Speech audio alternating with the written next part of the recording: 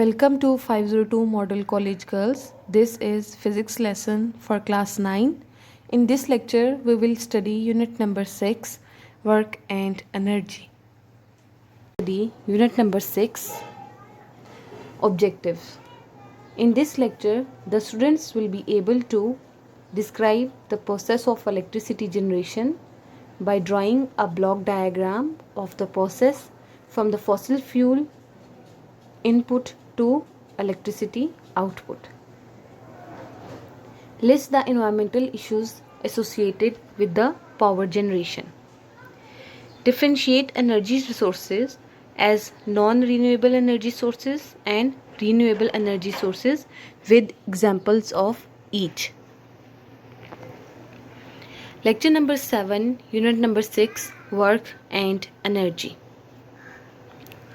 Our first topic is electricity from fossil fuels. We use fossil fuel such as coal, oil and gas to heat our houses and run industry and transport. They are usually hydrocarbons.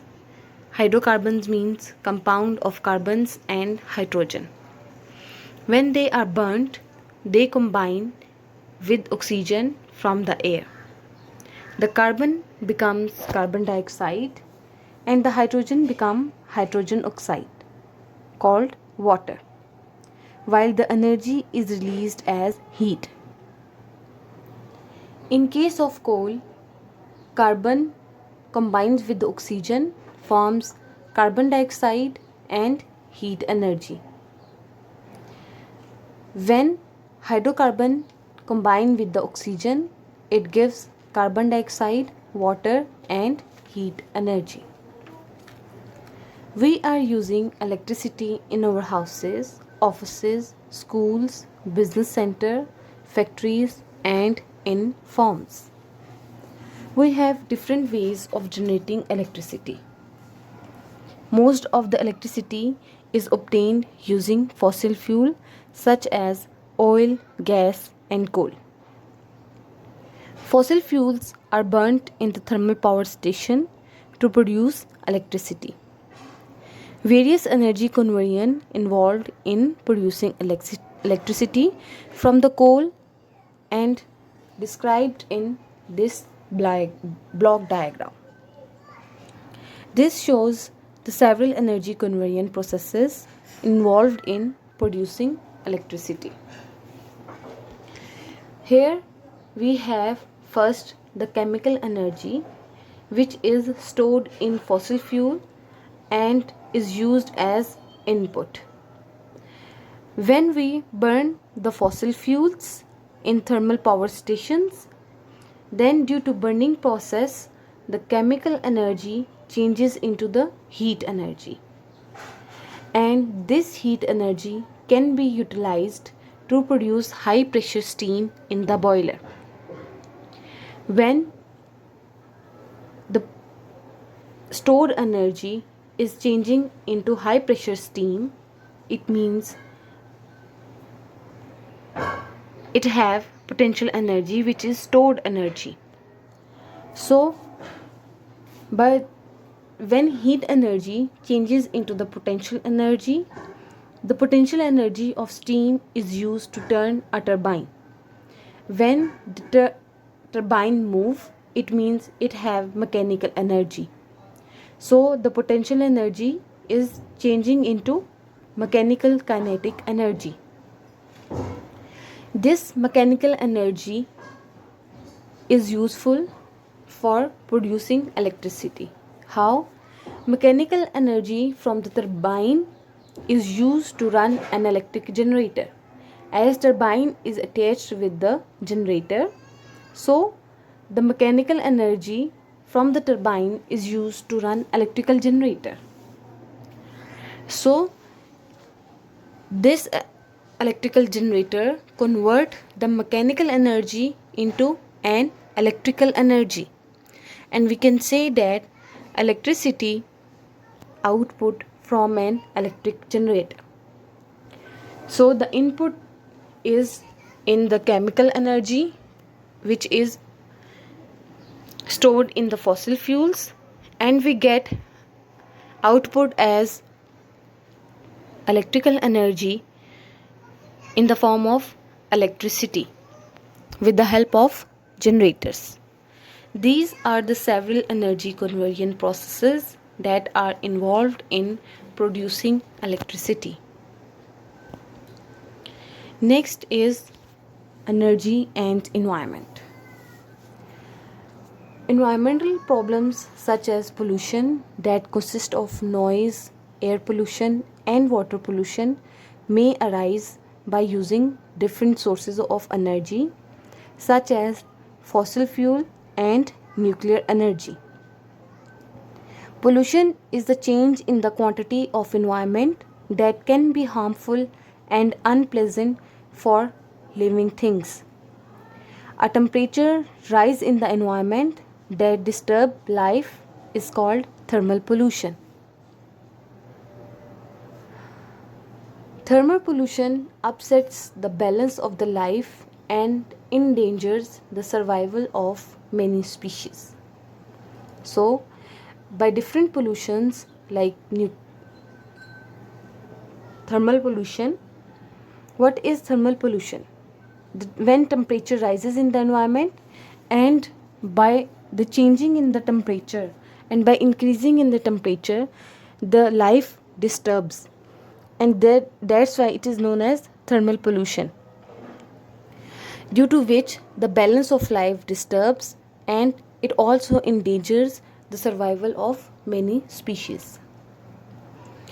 Next is air pollution. Air pollutants are unwanted and harmful. We know that air pollutants are very harmful for us. Natural processes such as volcanic eruptions, forest fires, and dust storms add pollutant to the air. These pollutants rarely build up to harmful levels. On the other hand, the burning of fuel and the solid waste in home, automobiles, and factories releases harmful air pollutant. Next is water pollution. All power plant produces waste heat, but fission plant produces the most. By fission plants, fission reaction takes place, and as a result a lot amount of heat energy releases. But the fission plants also produces the heat waves which can pollute the whole environment. The heat releases into the lake, a river, or an ocean upsets the balance of life in them.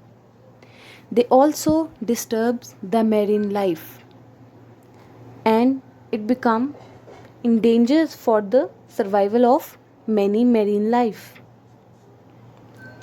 Unlike other power plants, nuclear power plants do not produce carbon dioxide, but they do produce dangerous radioactive waste.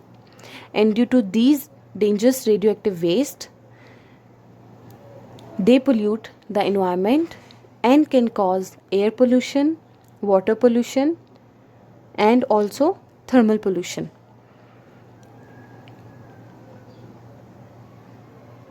Laws to control air pollution. These are the advantages of the plants, but how can we control them? In many countries, government have passed laws to control air pollution. Some of these laws limit the amount of pollution that power plants, factories, and automobiles are allowed to give off. To meet these conditions for automobiles, new cars have catalytic converters. What are the catalytic converters? These devices convert some polluting gases. The use of lead-free petrol has greatly reduced the amount of lead in the air. Engineers are working to improve new kinds of cars, engines that use electricity or energy sources other than diesel or the petrol. Many individual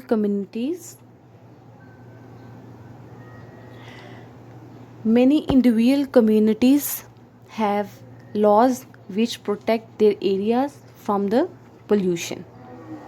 Individuals can help to control air pollution simply by reducing the use of cars and other machines that burn fuel.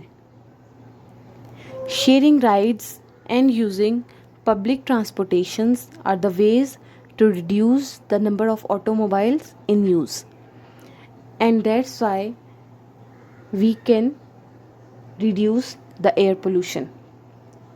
By using low number of automobiles can cause low number of air pollution in the environment. So many individual communities have laws which protect the areas from the pollution. So we should also help to control the air pollution by reducing the consumption of fuels. Our next topic is flow diagram of an energy converter. Flow diagram of an energy converter. In an energy converter, a part of the energy taken, used up by the system is converted into useful work. Remaining part of the energy is dissipated as the heat energy, sound energy into the environment. Energy flow diagram given shows the energy taken up by the energy converter to transform it to other forms of energy. First is electric lamp. In electric lamp, there is an energy converter which converts the electrical energy into some useful form of energy. When we study the electric lamp, there is an electrical energy which is used as input, and then electrical energy is converted into two forms of energy. First is light energy. It means the incident lamps uses electrical energy and convert it into the light energy, which is as output. With the light energy, it also convert some part of electrical energy into heat energy, which is dissipated, and the part of energy is dissipated as heat energy. So in electrical lamp, the energy converter flow diagram shows that the input, which is electrical energy, is converted into output, which is light energy and heat energy. Next is energy saver lamp. Energy saver lamp, the efficiency of energy saver lamps will always be high because it does not dissipate any energy and convert its electrical energy, which is input, into the light energy, which is output. So there is no energy losses in the ideal system. Next is vehicle running with the constant speed on a level road. Fuel, we know that vehicle needs fuel to run the car. So fuel in the car is a source of chemical energy. Fuel may be in the form of oil or gas. It means the car has the chemical energy as the input. So with the help of fuel, it converts its chemical energy into the kinetic energy of the car, because ignition of the fuel in the piston produces kinetic energy. Chemical energy not only convert into the kinetic energy but also in the heat energy and the sound energy. How? Because the ignition of fuel causes heat energy as the output, and it also causes sound energy in the form of noise as output. The ignition of fuel in the piston produces kinetic energy is used as work done in moving object. It means output. So the input is chemical energy, and is the fuel is the source of chemical energy, and then the chemical energy convert it into the heat energy, sound energy, and the kinetic energy, due to which it moves on a level road and with a constant speed. So here is the energy converter, which shows, this flow diagram shows the energy conversion from one form to another, from input to the output. The input is the chemical energy and output is in the different forms of energy, which is heat energy, sound energy, and the remaining part of energy is used as work done in moving object. Next is power stations. In power station, if we discuss, there are different types of power station: hydropower stations, thermal power stations, nuclear power stations, wind power stations, and so on. We are discussing about the hydropower stations. We know that in hydropower stations we use the energy from the water, and the water is stored in dams. It means when there is a stored energy, so there is a potential energy. So stored water has potential energy and it is used as input. When the water falls from the height, then it converts into kinetic energy, because there is motion of the water. But when potential energy convert into the electrical energy, some amount of energy releases as the heat energy due to friction, and sound energy in the form of noise. Next, kinetic energy of flowing water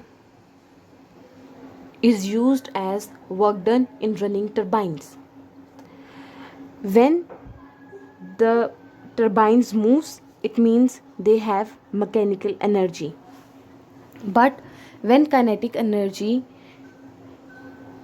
is converted into the work done, heat energy also releases due to friction, and sound energy also releases. Next, turbines are connected with the generators, and the generators convert their mechanical energy into the electrical energy. When the mechanical energy of turbines is converted into electrical energy, there are also some amount of energy which is dissipated in the form of heat energy, which is due to friction, and the sound energy, which is due to noise. In all the energy conversion process, the heat energy and the sound energy releases. And from this energy converter flow diagram, we came to know about that the input is potential energy of the stored water, and the output is in the form of heat energy, which is due to the friction, sound energy in the form of noise, and electric energy from the electric generator. I hope you all understand the lecture. If you have any question, you can ask. Thank you so much. Allah Hafiz.